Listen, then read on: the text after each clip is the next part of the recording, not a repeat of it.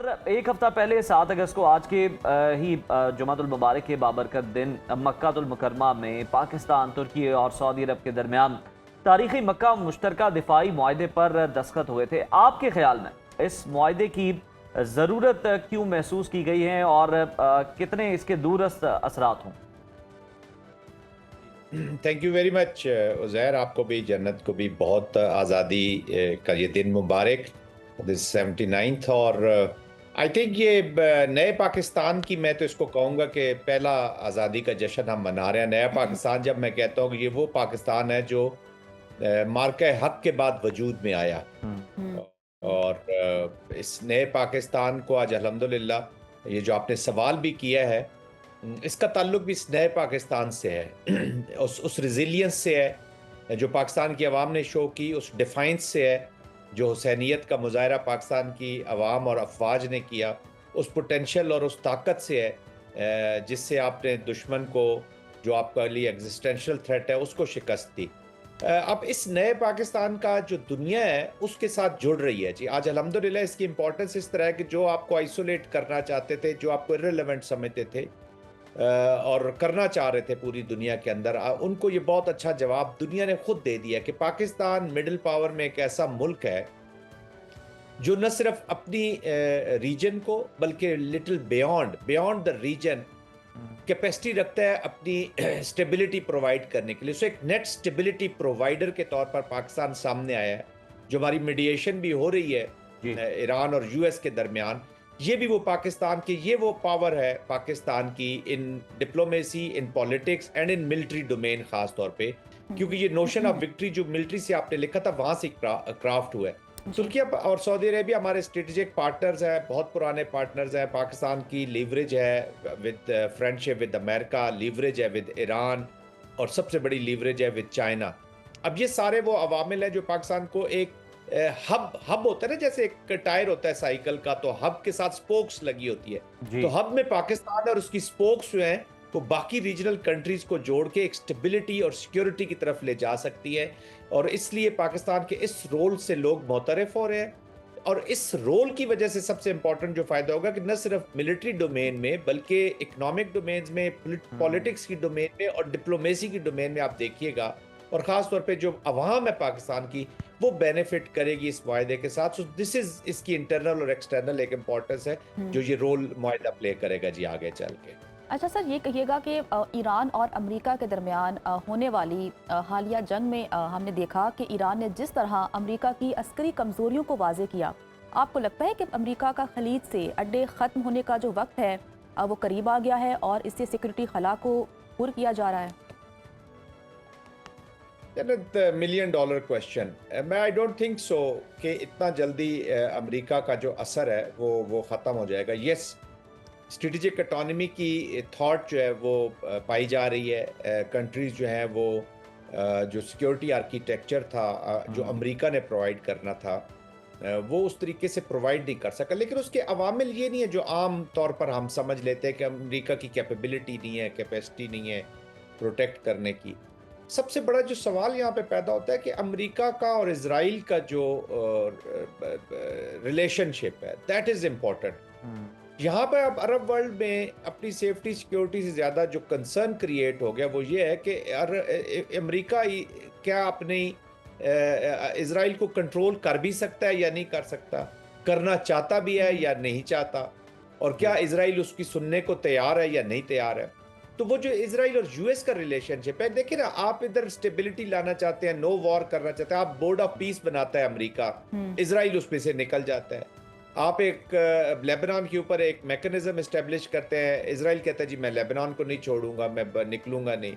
आप एक technical committee बनाते हैं to run the affairs of Gaza, Israel उसको।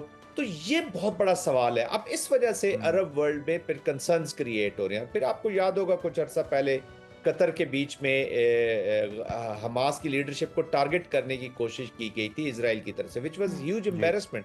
तो ये वो चीज़ें, वो सवालात तो खड़े हो रहे हैं। लेकिन पाकिस्तान, तुर्की और सऊदी अरेबिया का ये जो कॉम्बिनेशन हो रहा है, अरब वर्ल्ड इसके साथ और भी जुड़ेगा, और भी ममालिक आएंगे इसमें जुड़ेंगे। लेकिन वो इस वजह से नहीं जुड़ेंगे कि वो किसी के खिलाफ वो महाज खड़ा करना चाहते, वो अपनी सिक्योरिटी के लिए, अपनी सेफ्टी, अपनी स्टेबिलिटी के लिए जुड़ना चाहते हैं। लेकिन अमेरिका का इतने जल्दी यहाँ से निकलना मुमकिन इसलिए नहीं है इतने जल्दी कि इनके कमांड स्ट्रक्चर्स हैं, कहीं सेंट्रल कमांड है, कहीं यूरोपियन कमांड है, पूरे दुनिया में 750 से 800 के करीब इनकी डिप्लॉयमेंट्स है।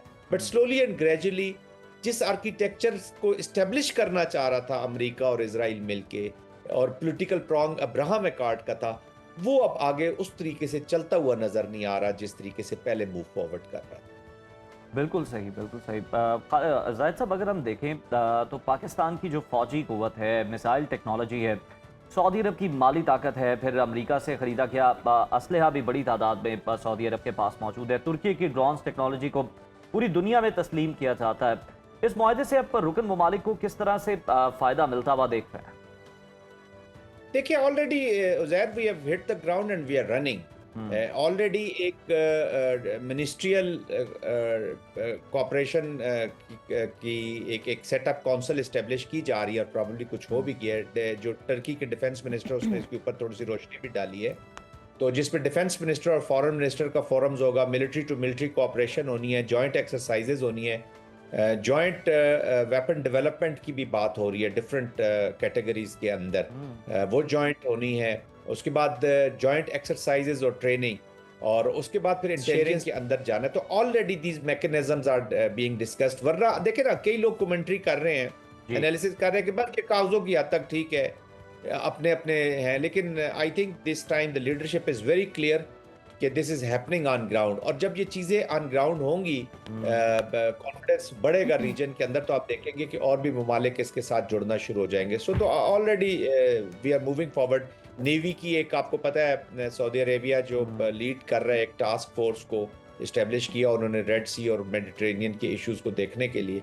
वहाँ पे जो पाकिस्तान है वो अभी डिप्टी कमांडर के तौर पर वहाँ पे कल प्रॉबली वहाँ पे हुए हैं। तो I think we are already moving forward in the right direction. बिल्कुल जी। जाहिद साहब, मुआहदे की अगर हम बात कर लें तो उसमें एक शिक शामिल है कि किसी एक मुल्क पर हमला, सब पर हमला तस्वुर किया जाएगा। अब देखा जाए तो तुर्की जो है वो नेटो का रुकन भी है और इस मुआहदे का हिस्सा भी, तो क्या इस डेवलपमेंट में अमेरिका की रजामंदी भी शामिल है? देखिए, अपेरेंटली तो तीनों स्ट्रेटेजिकली ऑटोनमस कंट्रीज है, सॉवरन कंट्रीज हैं, लेकिन अमेरिका की तरफ से क्रिटिक नहीं हुई इतनी जी। आपको पता है, ह्यू एंड क्राई मच जाता है, तो अमेरिका ने इसको एक पॉजिटिवली इसको देखा है। तो Uzair, we have move forward. दुनिया बहुत बदल चुकी है आज। पाकिस्तान अल्हम्दुलिल्लाह एक सॉवरन कंट्री, अपने मर्जी के फैसले लेता है। जब पाकिस्तान में पुलवामा हुआ था, ये अभी पहलगाम का भी जो ड्रामा रचाया गया था, तो उस वक्त पाकिस्तान के ऊपर बड़े प्रेशर डाले गए थे कि आप रिस्पॉन्ड न करें टू इंडिया, उनको फेस सेविंग दे दें, क्योंकि उस वक्त इंडो पैसिफिक स्ट्रेटेजी में इसका एक वॉच डॉग का एक रोल था इंडिया का। था तो वॉच डॉग, लेकिन मार के हाथ के बाद वो पूरी दुनिया को पता चल गया कि ये पेडिग्री नहीं है, ये स्ट्रे डॉग ही निकला है। बट एनीवे, तो उस वक्त पाकिस्तान पे बहुत प्रेशर आया था। पाकिस्तान ने क्या रिस्पॉन्ड नहीं किया? क्या पाकिस्तान पे जब पाबंदियां लगी, सैंक्शंस लगी, तो पाकिस्तान ने अपने एटम बम नहीं बनाए, अपने मिसाइल टेक्नोलॉजी को नहीं लेके गया? तो सॉवरेन कंट्री है। इंप्रेशन अनफॉर्चुनेटली ये दे दिया जाता है कि अमेरिका या किसी और for that matter, we have very good friendship with United States, we are their partners, हम उनके साथ बड़ा अच्छा कोलैबोरेशन है। इसी लीवरेज की वजह से आप मीडिएटर हैं, और प्रेसिडेंट ट्रंप बार बार जिक्र करते हैं आपकी पॉलिटिकल मिलिट्री लीडरशिप का, और खासतौर पे जो मिलिट्री लीडरशिप की रिलेशनशिप है, इट्स अमेजिंग, इमैकुलेट। और हमने फ्यूचर में उनके साथ मिलकर अफगानिस्तान में बहुत काम भी कर रहे हैं। बिल्कुल बिल्कुल जनरल साहब, और इस पे हमेशा पाकिस्तान की हम देखने की तारीफ भी की जा रही है, और इंडिया को बहुत दफ़ा जो है वो क्रिटिसाइज भी किया गया डोनाल्ड ट्रंप की भी जानिब से। लेकिन असल मसला ये सिर्फ तुर्की के हवाले से जो बातचीत थी अब वो हो रही थी, जो नुकता था उठाया जा रहा था कि वो नेटो का रुकन भी है, और इसमें नेटो ममालिक जो हैं वो किस तरह से रिस्पॉन्ड करेंगे कि एक और मुआहदे के अंदर तुर्की शामिल हो रहा है। तो वो तुर्किया जो था वो इसका मरकज था जी। देखिए, तुर्किया जो है, फॉर दैट मैटर कोई भी तीनों जो ममालिक हैं, वो अपने बायलैटरल और अदर जो फोरम्स, अब पाकिस्तान रैट्स का हिस्सा है, पाकिस्तान के बायलैटरल डिफेंस कोऑपरेशन, मैं तो खुद director general foreign military cooperation रहा हूँ जी। हमारे तकरीबन हम अराउंड 100 कंट्रीज के साथ हमारे डिफरेंट एमओयूज हैं, कोलैबोरेशंस हैं, कोऑपरेशंस हैं, मिलिट्री कोऑपरेशंस हैं।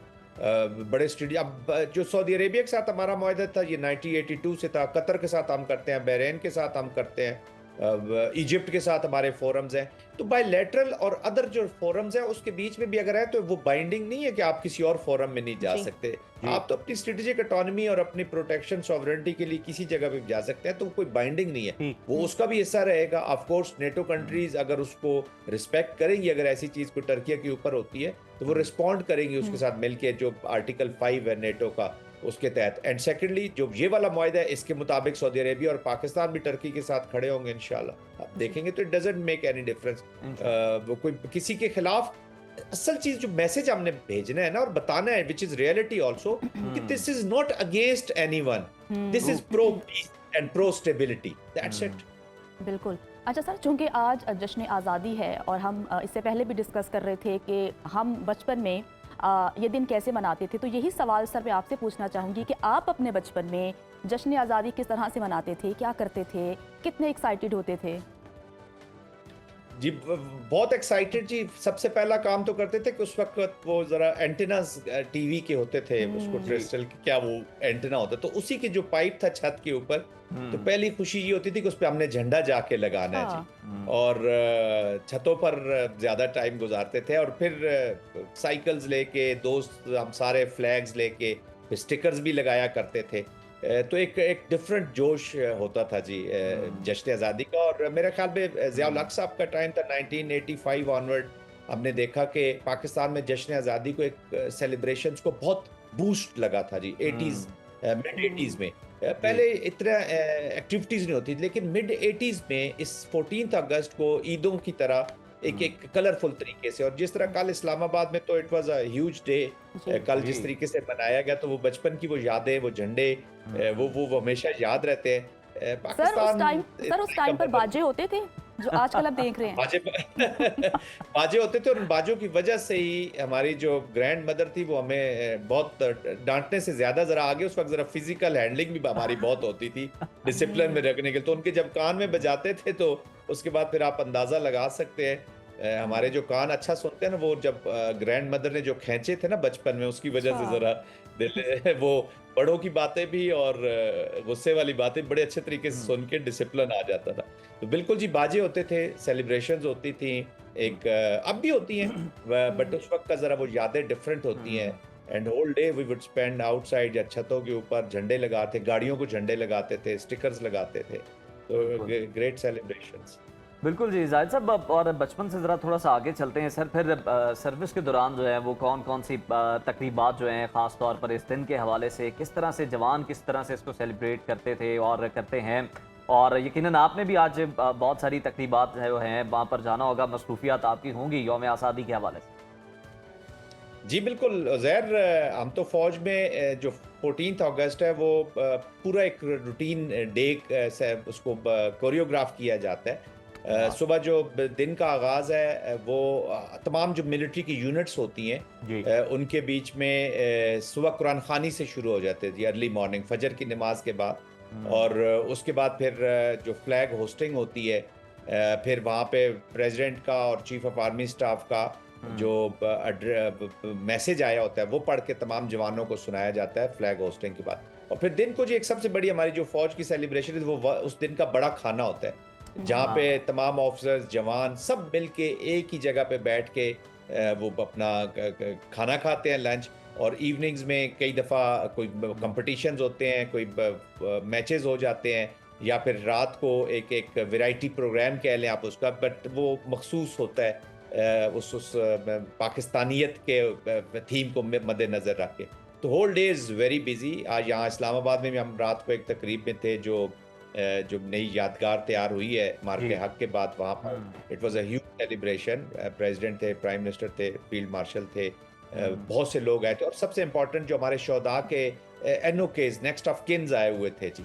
हम अपने शोहदा को 14 अगस्त को बहुत याद करते हैं। They are the central. आज भी मेरे ऑफिस में यहाँ जहाँ मैं बैठा हूँ इस वक्त, अपने शोहदा की जो हमारी तस्वीर हमने लगाई हुई हैं, और उनको याद करते हैं, क्योंकि उसी खून की पाकिस्तान की कहानी उज़ैर खून की कहानी है, खून की स्याही से लिखी गई है। तो ये अनमिट स्याही है, और तो इसने आगे जाना है। तो it's 14 August is like a Eid for us. General साहब, हम अब जो रात की तकरीब थी बड़ी ज़बरदस्त थी, बड़े विजुअल्स जो उसके थे वो भी बड़े कमाल थे। हमने देखा कि फील्ड मार्शल जो हैं, वज़ीर आज़म जो हैं, किस तरह से वो घुल मिल गए थे। जो ऑडियंस वहाँ पर मौजूद थे, फील्ड मार्शल को देखा, दस्ते शफ़क़त भी रख रहे हैं बच्चों के सर पर, तो अब बड़ा खूबसूरत मंजर था। ज़रा तकरीब के हवाले से हमें अगर आप कुछ और बता सकें इनसाइट। देखिए, ये जो मोनूमेंट बनाया गया है, जी। ये पाकिस्तान की जो मैं चार चीज़ें हैं उसको वो शो करता है, जो मैं हमेशा बताता हूँ कि एक तो डिफाइंस जो पाकिस्तान ने दिखाई, जी। हुसैनियत जो दिखाई गई, बेसिकली जो उसके वाह। 5 वो पिलर्स बनाए गए हैं, मेहराब हैं उसके अंदर, सॉरी, जो पहले तो हमारे जो पांचों रुकन हैं इस्लाम के, वो बताए गए हैं। फिर उसके बाद जो पाकिस्तान की अवाम है, जो पाकिस्तान की फ़ौज है, जो पाकिस्तान की हुकूमत है, और जो पाकिस्तान का मीडिया भी एक इम्पॉर्टेंट पिलर के तौर पर वहाँ पर दिखाया गया कि उसको वो रिफ्लेक्ट करते हैं। तो वो और जिसके ऊपर जो स्टोन लगाया गया है, वो वही स्टोन है जो खाना काबा में इस्तेमाल हुआ है। तो इसकी जो इस्लामी रवायात या इस्लामिक जो एक बेस है, फाउंडेशन वहीं से हुई है। फिर president was there, prime minister was there, field marshal, तमाम आर्म सर्विसेज के लोग, मीडिया के लोग थे, और फिर जिनसे आप कह रहे हैं ना घुल मिल गए थे, एक्चुअली ये हमारे जो शोहदा हैं जी। उनके नेक्स्ट ऑफ किन थे, उनकी फैमिलीज थी जी, सारी वो आई हुई थी। और उन बच्चों को याद किया गया जिनको इंडिया ने, आपको याद होगा, इर्तज़ा 7 इयर्स का, वो हवा हमारी बच्ची जी। 4 साल की, जिनको शहीद करके टेररिस्ट डिक्लेयर किया गया था जी, हमने टेररिस्ट मारे। तो एक एक ह्यूज स्पिरिट थी और एक यूनिटी का मैसेज गया, बड़ी अच्छी स्पीचेज हुई। देखिए, यूनिटी के बगैर आप बढ़ नहीं सकते, तो एक ये मॉन्यूमेंट वहाँ पे इस्टेब्लिश किया गया है, जो और ख़ास तौर पे जो बच्चे वहाँ पे गाने गा रहे थे, छोटे बच्चे, उनके लिए बड़ी ये यादगार तकरीब रहेगी। तो it was a mix of all segments of society, representing all segments, and huge activity थी जी। ग्रेस और स्टेचर के साथ, जो कमेंसरेटिंग है with the grace and stature of a country called Pakistan. बिल्कुल जी, और बहुत ही ज़बरदस्त विजुअल्स जो हैं जनरल साहब, आप वहाँ से आए और हम उन्हें अभी देख भी रहे हैं, अपनी ऑडियंस के साथ शेयर भी कर रहे हैं। Thank you so much for joining us.